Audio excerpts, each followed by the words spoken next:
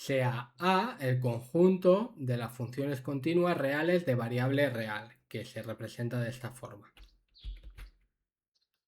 En el primer apartado nos piden demostrar que A es un anillo unitario conmutativo con estas operaciones de aquí, que son la suma de funciones y el producto de funciones, función suma, función producto.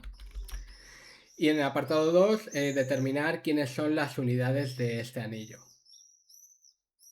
Bueno, pues nada, hay que tener claro lo mismo que en el ejercicio anterior, qué es un anillo y qué son las unidades de un anillo, y ya está.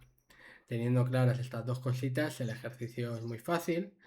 Entonces, hay que demostrar que para el primer apartado, para demostrar que es un anillo, pues primero vemos que es cerrado bajo la suma. Si f y g son dos funciones reales de variable real continuas, entonces, bueno, f de t y g de t pues son números reales para todo t. Y por tanto, f de t más g de t pues es un número real para todo t. Y por tanto tenemos que f más g efectivamente es una función que va de r en r, ¿vale? Además, f más g es continua porque es suma de funciones continuas, ¿vale? Y por tanto, f más g pertenece a A. Como f y g eran dos funciones cualesquiera de A, con esto hemos demostrado que la suma es una ley de composición interna.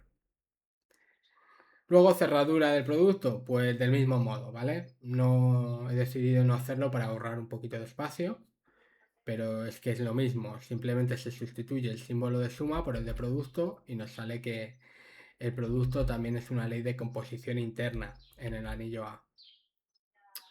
Ahora vemos que A es un grupo abeliano. Bueno, pues la asociatividad de la suma en A pues se hereda directamente de la estructura de cuerpo que tiene R con la suma y el producto. ¿Vale? Es decir, que R con la suma es asociativo, ¿vale? La suma es asociativa en los números reales y por tanto la asociatividad de la suma en A pues se hereda de R, ¿vale? De la suma en los números reales, ya que, bueno, tendríamos que f más g más h de t, bueno, pues sería f más g más h, paréntesis, más h de t. Pero como la suma os estoy diciendo, ya os lo he dicho, en R es asociativa, pues esto es igual, estos son numeritos reales, ¿vale? Y la suma en R es asociativa, entonces tenemos que esto es f de t más g de t más h de t, paréntesis, ¿no? Y eso es justamente esta función de aquí, y por tanto ya está, la suma es asociativa en A. El elemento neutro en la suma en A es la función idénticamente nula, ¿vale? No hay más, creo que es obvio.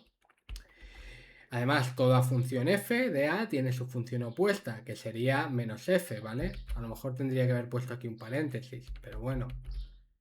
No es f cambiada de... Bueno, sí, es f cambiada de signo, ¿vale?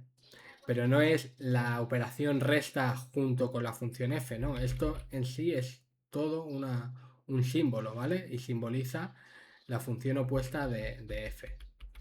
Bueno, porque tenemos que f más menos f, a lo mejor esto sí lo tendría que haber puesto así, ¿vale? Pues esto es igual a 0 para todo t real, ¿vale? Y por tanto, esta función de aquí, toda función f tiene su opuesta. Entonces existen opuestos en la suma. Y por último, la conmutatividad también se hereda de la estructura de cuerpo de los números reales con la suma y el producto, ¿vale? Y con esto ya está demostrado que el conjunto de las funciones reales de variable real continuas junto con la suma es un grupo abeliano. Vale, ahora vemos las propiedades del producto.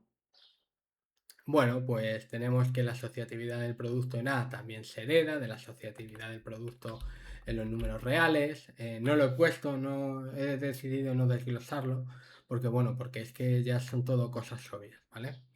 Lo mismo ocurre con la distributividad respecto de la suma y la conmutatividad. Todo esto también se hereda de cómo son las operaciones suma y producto en R, cómo se comportan esas operaciones en los números reales y cómo está definida la suma y el producto en este conjunto A.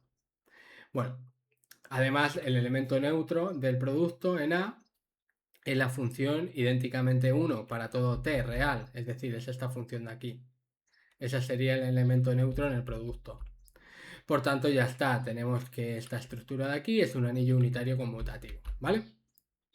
Ahora vamos con el apartado 2 y vamos a determinar quiénes son las unidades de este anillo. Bueno, las unidades de este anillo, por definición, es este conjunto de aquí. Son las funciones f de variable real, reales, continuas, tales que existe otra función g perteneciente al mismo conjunto, tal que f por g es igual a la función idénticamente 1, ¿vale? El elemento neutro en A. Entonces, lo que vamos a ver es que este conjunto de aquí es igual a este conjunto de aquí. Eso es lo que vamos a demostrar.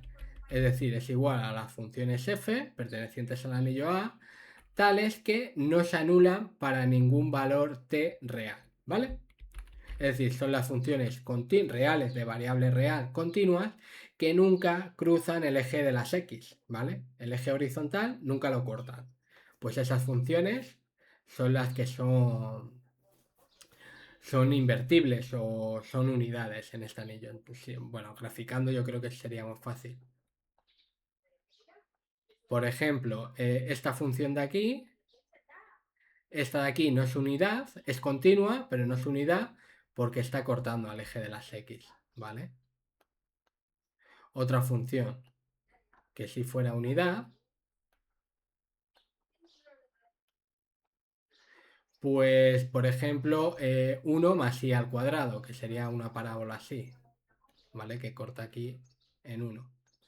Como veis, esta función 1 más x al cuadrado, esta función nunca corta el eje de las x, por tanto esta sí es unidad, es una función continua y por tanto sí es unidad. Bueno, creo que es fácil, ¿no? Vale. Bueno, entonces tenemos que si f es unidad, bueno, tenemos que demostrar esto, ¿no? Tenemos que demostrar esta igualdad aquí.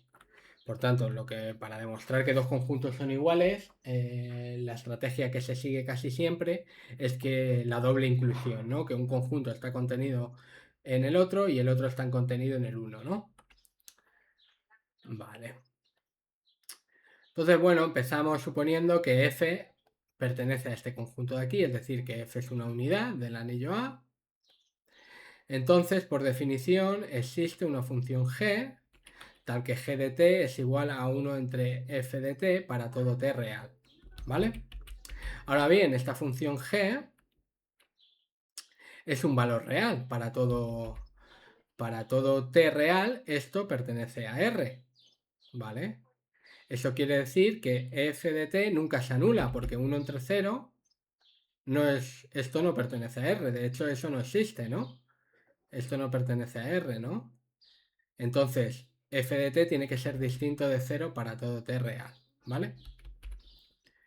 Por tanto, ya está. Ya con eso hemos demostrado que este de aquí, este conjunto de aquí, está incluido dentro de este de aquí. Es un subconjunto, ¿no? Hemos demostrado esta inclusión. Bueno, ahora vamos con la otra inclusión. Por tanto, sea f una función que pertenece a este conjunto, ¿vale? Entonces tenemos que f de t nunca se anula para todo t real y por tanto 1 entre f de t siempre es un número real para todo t real. Y además tenemos que 1 entre f es una función continua porque f es una función continua. Ah, pero entonces si esto pertenece a R para todo t real y además es continua, entonces 1 entre f es una función del anillo A. Y además es tal que f por 1 entre f es igual al elemento neutro en el anillo A. Es igual a la función idénticamente igual a 1. Y por tanto f es una unidad del anillo A. Y con eso hemos demostrado la inclusión en este otro sentido, ¿vale? Entonces, como ya están demostradas las inclusiones en los dos sentidos, Ya con eso concluimos que el conjunto de las unidades del anillo A son justamente las funciones reales de variable real continuas que nunca cortan al eje de las X, ¿vale? Y con eso ya estaría hecho el ejercicio.